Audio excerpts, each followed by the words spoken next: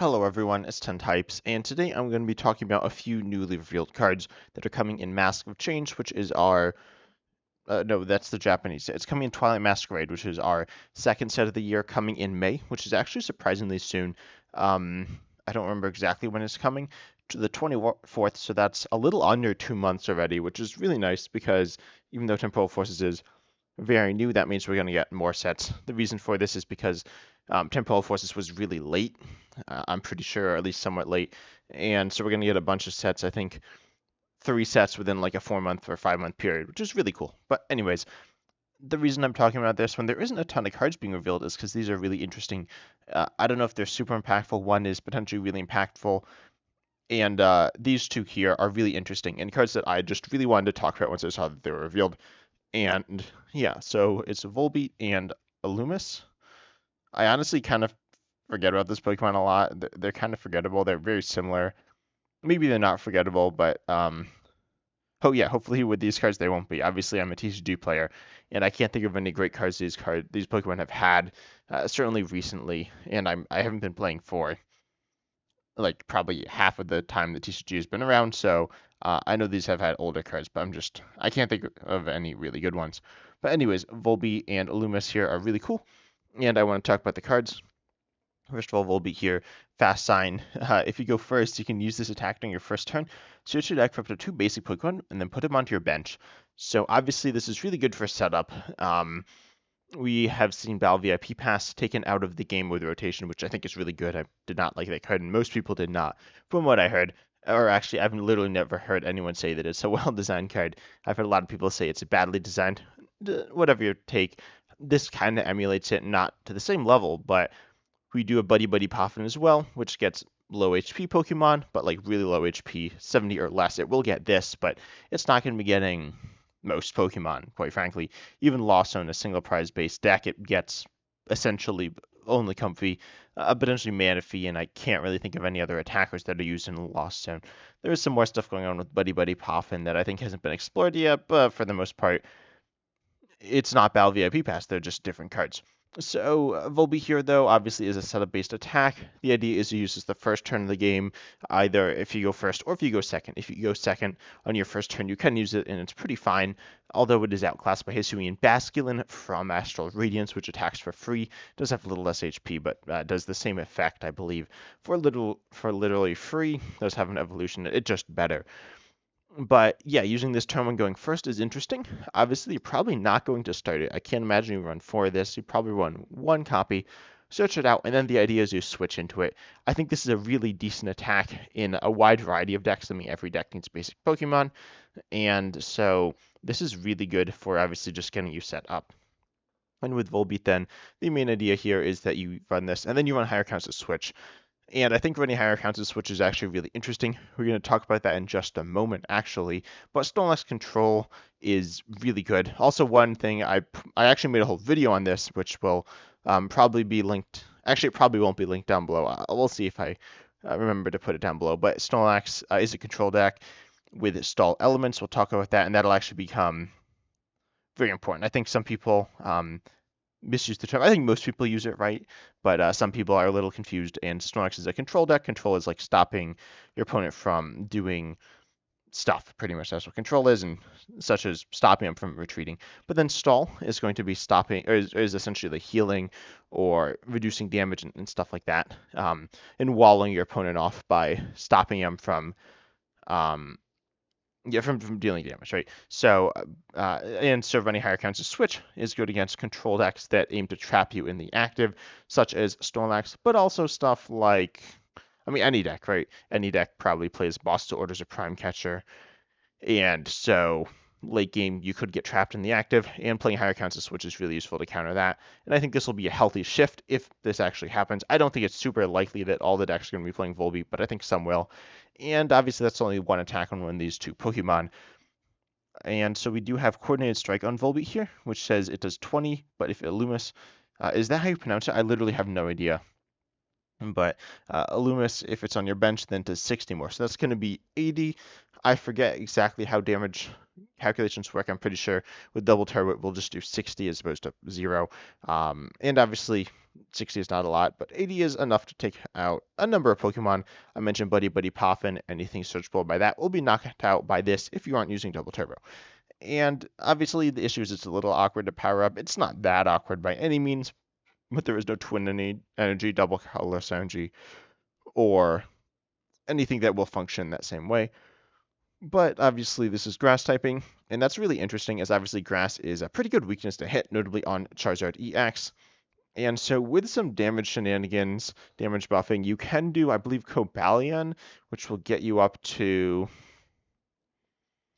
oh, maybe that won't be, maybe 2 Cobalion. So if you do 2 Cobalions, you're hitting 60 more, 120, wait, no, sorry, this is 80. So if you have one Cobalion, that'll boost your damage by 60 done to Darkness Pokemon by your basic Pokemon, and so then you'll be hitting 110, and then assuming you don't have double turbo, and then from there you can attach super effective goggles, and then all of a sudden your glasses, sorry, and then you're going to be hitting the one shot on Charizard. Obviously, that's a few hoops to jump through, but it's all basic Pokemon.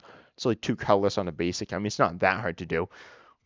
Is that going to be a use case? I don't know, but it is an option. I like Pokemon that have different options. And then Illumis here, we need to actually talk about it because it is interesting. It's not bad. It's actually really interesting. A really weird card. So we have Glide, but that's bad. Also, these will both have One Retreat, which is good, but obviously not as good as Free Retreat. Slowing Perfume here, though, for one colorless, you can only use this attack if you go second and on your first turn. So this, if you're going first, this is good. This you can only use going second, but obviously you're probably playing these two together. And Illumis here, you don't have to though. Illumis is really interesting. Slowing Perfume, one turn of the game, but shuffle one of your opponent's bench Pokemon and all cards attached into their deck. That's insane. Like that's really good. It's not broken, but it's really good. So I guess you could play this without Volbeat. And obviously it's good. It doesn't take a knockout, right? It puts a Pokemon back into their deck, and it's not going to win you the game because it's not going to be their only Pokemon because it's not their active. But it's really good because this, notably, it removes options. You can combo this with a control-based deck, like a hand disruption control style deck, with something like Airy, Grabber, a lot of other like control disruption elements are often attacked, stuff like Luxray V you can't use, but you can use this with like Airy and Grabber or Iono or whatever. Probably not Iono, because but you could use Judge, right? That does shrink their hand potentially on the first turn going second. And the main idea is that once you mess them up, if they're playing like Chien-Pao Excalibur, let's say you get rid of their barrel, that's going to hurt them a lot. But even better, let's say they only have one Frigibax in play, you'll just discard, or not discard, shuffle it in, but remove it from play. They cannot now Excalibur at all. And that is absolutely insane. So okay, there are certain routes, but Thornton, yeah, people aren't playing Thornton. But other than Thornton, you can go ahead and just stop them from being able to Excalibur turn 2, which is absolutely insane. That is, if they don't get a second Frigibax. So the idea is that they're going to probably go for a second Frigibax, but then now they're not getting that, but barrel into play or whatever else they need. It might be, say, not getting a Chien-Pao into play or Radiant Greninja or something like that. Or, as I said, that Bidoof. So you can really punish your opponent. Or if they just have that one Bidoof and two Frigibaxes to go into Excalibur, so you can get rid of their one Bidoof. Now they don't have a barrel access. Obviously, they are probably just going to take out the knockout on Illumis. Even if you do remove their Frigibax, they still very well may, as they can potentially just attach manually turn 1 and turn 2 to Chien-Pao. But again, you're forcing these really awkward scenarios, and I think this is actually really good. I think it's a little bit of a tricky attack to use. You need to know when to use it and when to not use it. It's certainly not an every game type of thing, and it's obviously not an every turn type of thing. And I mean, you can just go first and you just can't use it, but I think is a one of. And again, you will need those counts of switch, or you can use Jet Energy. I didn't talk about Jet Energy because honestly, I kind of forgot, but it will be very useful here. I've never been a massive fan of Jet Energy, specifically in Lost Zone, because, I mean, it doesn't really pay essentially any of your attacks, so that's why I've never been a massive fan of it. But it obviously is good as it is a switch. It is an energy attachment, and also will be good against Snorlax control-based decks, unless they're on Temple of Sinnoh and you don't have Stadium Bumps, which is possible, but it's still really good. And I think, these are really interesting options. And I think Volbeat and Illumis are really cool and well-designed cards. I love Pokemon that kind of work together and have synergy together, but also have the ability to stand alone on their own. And I think each of these Pokemon have potential to see play. I think Illumis will probably see some play. I think it's going to be really good. It might be underplayed, right? But then all of a sudden pop up somewhere, like just like win some tournament. I feel like it's that type of card, kind of like. Honestly, it just reminds me of Celebi Amazing Rare for some reason. They're not really similar at all, other than typing and like HP and stuff. But I don't remember the HP on Celebi, but either they're very different. But they're Pokemon that like were good, but not really played, and then all of a sudden, oh, someone played it, and it's like, oh wait, this card's actually good. I think this is better than Celebi Amazing Rare. Celebi Amazing Rare is just the first Pokemon that popped into my mind. Volbeat, on the other hand, if I'm looking at it, comparing it to other cards that are, that exist, right? Alolan Vulpix was really good. I don't think this is as good as Alolan Vulpix, but it is pretty decent. I think it's pretty comparable to Hisuian Basculin, and also kind of comparable to Gloria, or not, I mean Gloria, but Bridget, which is essentially the same, but Bridget, there was a lot of weird stuff going on with Bridget. It was printed, but then the new block happened, and so the card was completely different than what it was supposed to do. But long story short, it was really good paired with Taproot Lele GX, allowing you to set up your Pokemon pretty well turn one, including going first. A big reason why Gloria is not played essentially at all right now is because you cannot use a turn one going first, but obviously you can use Volbeat turn one going first. So those two are really interesting. I really wanted to make a video on them, but I felt like there wasn't enough just to talk about with those two. I imagine like Pete Suge video talked about these. I actually have not seen his video if he has, but those are my thoughts on those. But then we need to talk about Feebas. Or we don't really need to talk about Feebas. We need to talk about Milotic. With its ability Tranquil. I don't know if we've seen this ability here. I was scrolling through the PokeBeach comments, which were um whatever. I was like wondering if someone knew that if this card was printed before, and I don't know. But what it says, your opponent's Pokemon in play and the cards attached to those can't be returned to their hand. The cards attached to them thing, I don't know. This like is a thing that could happen. The idea is I think if you attack like Kyogre from the Crown Zenith that like returns energy, it won't get returned, which is actually bad. It will keep the energy in play. But in some scenarios, it's kind of weird. It's very strange. I don't know its exact uses, but that doesn't matter too much. That's not the main point of the card. It'll have all these weird rulings, I imagine, that I'm just not familiar with particularly. But I know a lot of rulings, but I'm not super familiar. Like there's a new Boomerang Energy with Greninja EX, and that'll have some interaction with Milotic, which will be something. But wait, no, that doesn't get returned. Never mind. I'm just saying weird stuff. Anyway, so Milotic here, its ability, the bigger part is that it stops scoop ups or like scooping up Pokemon with Penny, right?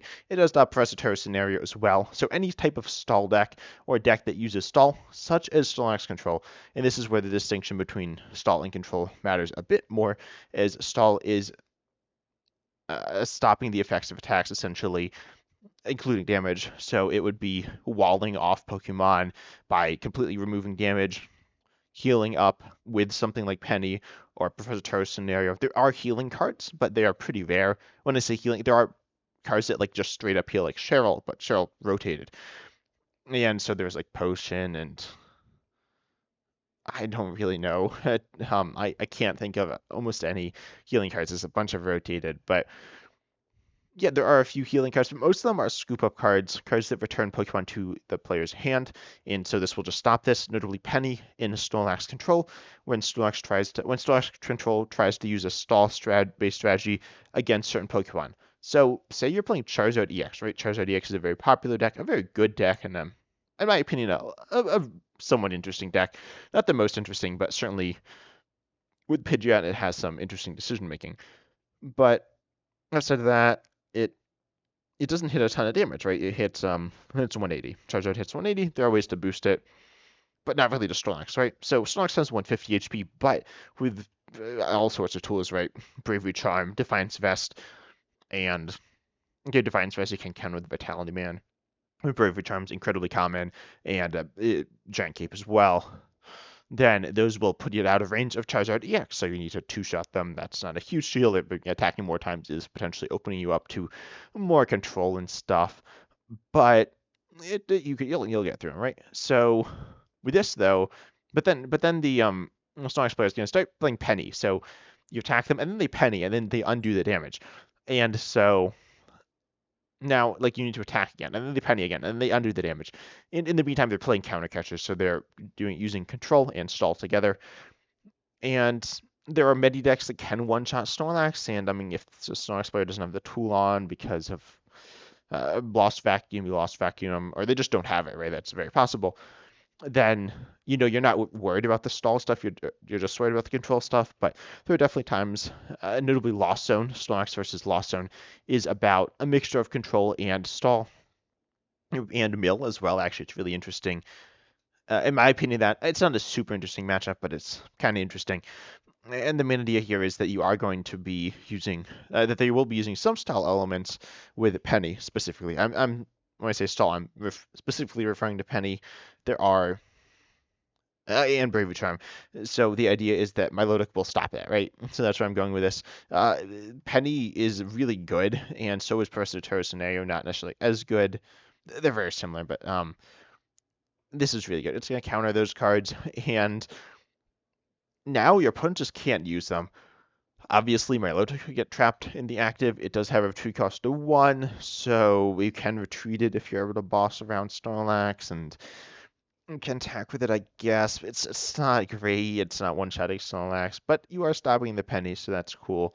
And in a deck like, I don't know, the main water deck's Chien-Pao, right? And Chien-Pao's one-shotting Snorlax, presumably, but in a deck like, I guess Lost Zone, you could run this. I personally wouldn't, but as I said, Lost Zone is kind of reliant on that. To me, the big downside is that there was a really good Milotic, or potentially really good Milotic. Didn't see a ton of play, but saw some play. It doesn't really matter what it did though, because it rotated, and so I don't know. I'm not entirely sure if I think this Milotic will see play, but if you are looking for counters to Snorlax, it's really good. It's specifically the stall elements of Snorlax, which I think are both underlooked, right? Because most people just think of Snorlax as the block ability, but it's relatively high HP mixed with Penny and Brave Charm is a big deal. And also people talk about the stall aspect of it more than the control. Sometimes it's kind of weird. Snorlax is a weird deck. I've got to make some more videos on it. Not playing it. I played it some, but I need to make a video talking about it and how to beat it. But this is a way to beat it. There are other ways, as I mentioned, switches. Other cards like Professor Terra's Scenario, this does stop your opponent's, not yours. So the control player could actually play this to stop your opponent from playing Professor Terra's Scenario to stop it can get really interesting and really complicated, but I think Milotic is definitely a potentially really good card, and one that if you are interested in beating control or playing with control in the future, and specifically stall aspects within decks, like control decks, or even like Charizard if you want to play with Professor Terra Scenario, Espathra Gardevoir with Professor Terra Scenario, single prize baby Espathra, or all sorts of other things, right? But anyways, I just wanted to talk about these cards. I think there is a lot of detail that is potentially going under the radar, and I wanted to just talk about these cards. I really wanted to talk about these two, and I saw this insane Milotic. But I'm interested in hearing your thoughts down below. But I hope you enjoyed. As always, I'm excited to see you in the next video.